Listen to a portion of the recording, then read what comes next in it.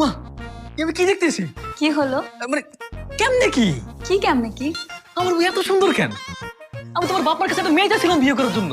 এ তো মেয়ে না, এ তো আসমানের পরী। এভাবে বলবেন না, আমার লজ্জা লাগে। আমার বউ তো দেবো লজ্জাও পায়। এই নিন, দুধটা খেয়ে নিন। হ্যাঁ খাবো তো, দাও। কত স্বপ্ন ছিল বড় হয়ে বিয়ে করব, বিয়ে করে বাসরাতে আমার বউ দুধের গ্লাস নিয়ে দাঁড়িয়ে থাকবে আমার জন্য। আজকে সেই স্বপ্ন পূরণ হইতেছে, খাই দিতেছে।